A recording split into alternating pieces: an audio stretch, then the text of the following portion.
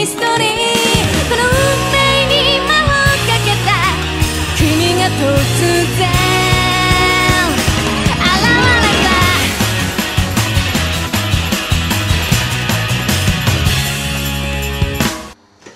Oikeesti? Siis tää sarja on paras sarja ikinä. Zerno Tsukaima tai Nollan orja näin vapaasti suomennettuna. Tää sarja kertoo yhdestä tytöstä, joka on siis tää Nolla. Ja se ei osaa taikoa yhtään, tai niin kaikki sanoo. Vai jos yrittää taikoa, niin se on silleen just kaikki vaan räjähtää. Ja siis eikö se ole paljon parempaa kuin niinku... Ja sitten... Ja tän tytön nimi on Louise. Eli tää Nolla on Louise. Ja tää Louise on toisen vuoden oppilas. Ja jokainen toisen vuoden oppilas pitää tehdä tällainen rituaali, missä ne kutsuu itselleen orjan. Tai no, orjan, lemmikin, apulaisen, mitä on kutsuu. Jokainen saa erilaisen. Esimerkiksi linnun, lohikäärmeen, myyrän, liskon. Sitten lopulta on Louisin vuoro. Ja mitä hän saa? Tavallisen japanilaisen pojan. Kaikki muut on silleen, hä? Siis, hä? Ja tää pojan nimi on Saito. Sitten Louise solmii tän orja-sopimuksen Saiton kanssa, missä ne sit lopulta pussaa toisiaan. Ja tää pussaaminen kuulemma tarkoittaa sitä, että tää sopimus on niinku allekirjoitettu. Vaikka mä kyllä uskon, että se on kyllä ihan vaan tän Louisin oma päähänpisto.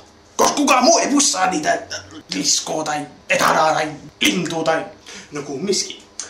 Tää Louise on tän maan prinsessan, mikä on nyt johtaja, niin sen kaveri. Niin että nyt kun ne sit alkaa, niitten maa alkaa sopia toisen maan kanssa, niin sitten...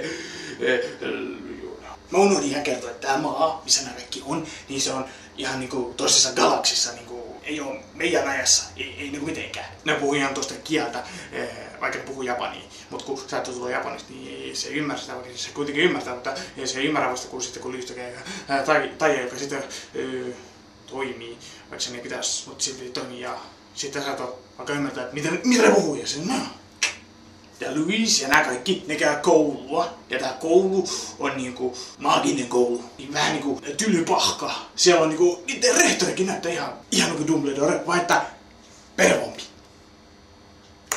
Saito, mikä niin Japanissa ei ollut mikään naisten mies. Niin nyt kun sulla tähän maahan, niin kaikki yrittää iskeä sen. Louise, siesta, tulinainen, rillipää.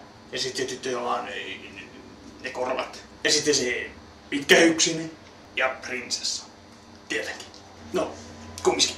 Tässä lyhytkäisyydessään ensimmäisen, toisen ja kolmannen tuotantokauden tarina. Eli ensimmäisessä tuotantokaudessa Saito yrittää päästä takaisin Japaniin ja se saa tietää sitten, että Japaniin pääsee, kun on auringon pimennys. Niin jos se lentää auringon pimennyksen, niin se tulee takaisin Japaniin. Ja ensimmäinen tuotantokausi loppuu siihen, kun se ei menekään takaisin. Ja toinen tuotantokausi, niin siinä niin sitten pervoilee. Toisessa tuotantokaudessa niin tapahtuu vähän kaikkea. Siinä saa tutustua tän Louisin sukuun. Saito yrittää päästä. Saito you dog. Ja sitten toisessa tuotantokaudessa ne oikeesti menee naimisiin. Siis missään nimessä 2 alle 16 vuotta menee oikeesti naimisiin. Ja tässä sarjassa on muista sarjoista poiketen, niin ne pussaa, mutta tässä oikeesti näkee, kun huulet koskettaa toisiaan. Et se ei oo niinku sellaista niinku...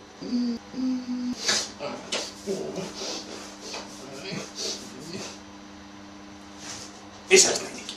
Ja kolmannessa tuotantokaudessa ne menee sitten taas pelastaa yhden toisen tyyppiä. Tää on oikeesti hyvä sarja. Animaatio 8. Se on hyvin animoitu. Ääni 8. Niillä on hyvät äänet. Tarina 7, koska se ei oo niinku... Tarina on hahmot 8. Ne on oikeesti hyviä. Niin, nautittavat hahmot. Nautittavuus 9, koska ne on oikeesti hauskoja. Ja sitten loppuarvosana. Eli alkaa tää sarja. Sitä mä tajun. Saito sanoi, että se rakastaa Louisia. Mut kuitenkin se tiedää ne kaikki muut naisia. Se on silleen. Louis, mä rakastan sua. Saito-san!